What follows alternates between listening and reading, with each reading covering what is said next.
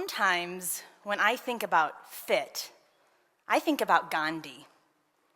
Yeah, that's right, Gandhi. So I'll bet when I say Gandhi that you're probably imagining this little old man wearing round glasses and a loincloth, sitting on the floor in India spinning a wheel. But actually, when Gandhi was a young man, he was this hard-charging human rights attorney in South Africa. It wasn't until he was in his mid-40s that he began to realize that this life he was living, it was a bad fit for him. He knew he was doing the right work, but he was doing it in this environment where he couldn't be effective. So he traded in his suit for a loincloth, went back to India, and found his fit. It was then that he accomplished tremendous things. He changed the world. And the truth is, so can you, because that is the power of fit. Okay, so what is fit? Well, fit is when two things come together. We usually think about fit in terms of clothes or shoes, but I want to talk with you about fit in terms of work, which I think is one of the most compelling aspects of fit. Fit with work is critical because work is where most of us will spend the vast majority of our lives. Think about that for a minute. Think about all the time you spend at work, all the time you spend talking about work, thinking about work. If you don't fit your work, you are missing out on a huge portion of your life. So, what does it look like to fit your work? Well, it's when your values and the company's values fit. It's when your personality and the personalities of the people that you work with fit. It's when the way you communicate and the way others communicate with you fit. When you don't have fit, work and life can be incredibly frustrating and exhausting. When you do have fit, work and life tend to be inspiring and invigorating. I mean, don't you want to sign up for that right now? That's what I want to talk with you about.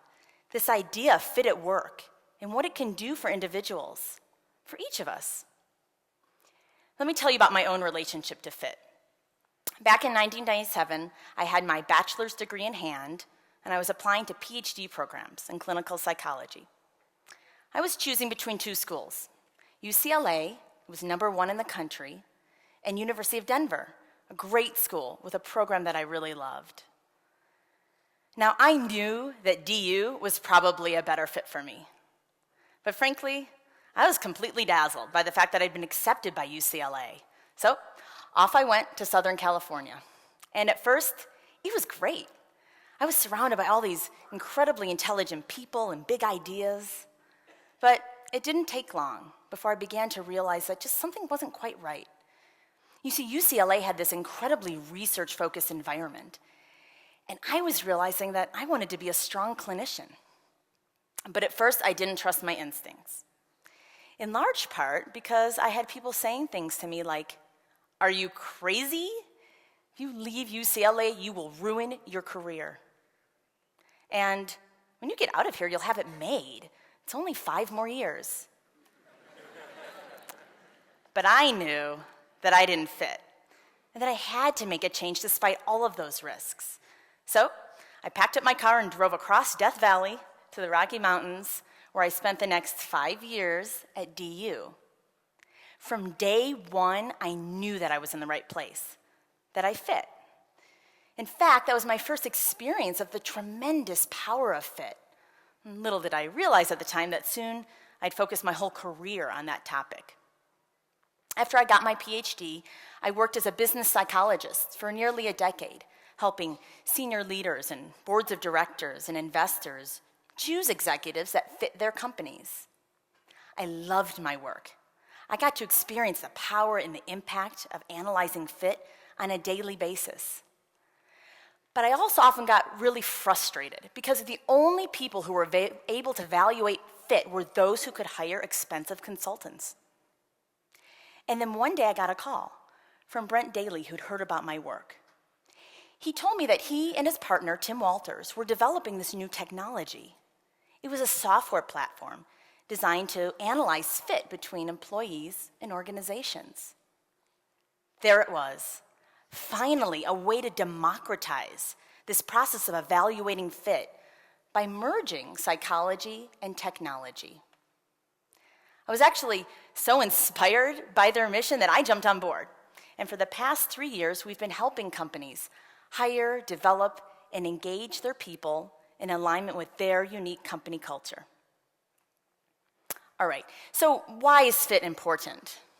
Well, the way we're growing companies isn't working.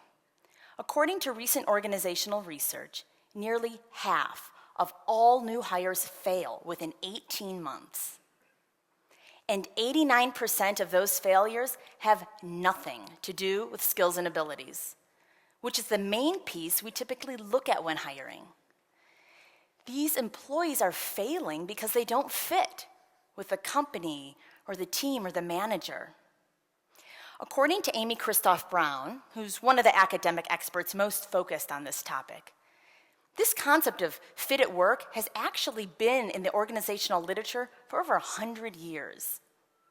She conducted a meta-analysis of 172 person-environment fit studies, and she concluded this: the better an individual fits their work environment, the more satisfied and more productive they'll be. That's the basic concept of person-environment fit. So what does it mean to fit your work environment? Well, the core of the fit puzzle that I believe is most compelling is fit with company culture. To sum up a ton of research, we know now that organizations' cultures are created or developed by the employees from the bottom up, not the top down. Why? We have decades of personality research to demonstrate that our personalities, the core of who we are really actually pretty hardwired by the time we reach adulthood. And it's those values that drive our behavior on a day-to-day basis, everywhere, including the workplace. So there's the official company culture, the one that's usually posted on the lobby wall.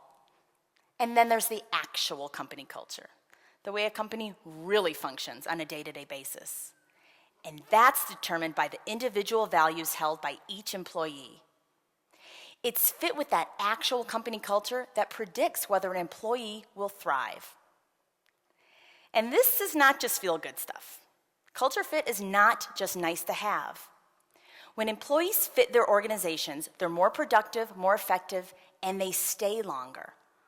All of which we know contribute directly to the financial performance of organizations. In fact, Jim Collins in Good to Great found that organizations whose employees were culturally aligned were 6 times more profitable than their competition. So culture fit, it's good for everyone. It's good for companies. It's definitely good for the bottom line. It's good for each of us. So now I want you to think about your own life. Think about all the places in your life that you have fit. And now, think about all the places in your life where you don't have fit. And I want you to think about how you could change that. Make a decision about how to make a change in your life, either in a big way or a small way, so that it's more aligned with your values, with who you are. Sure, it is definitely a risk to make a change, but I think it's a much greater risk to stay where you don't fit. Because when you fit, you can accomplish tremendous things. The power of fit can revolutionize the way we work. It can transform all of our lives. And it could, just possibly, change the world. Thank you.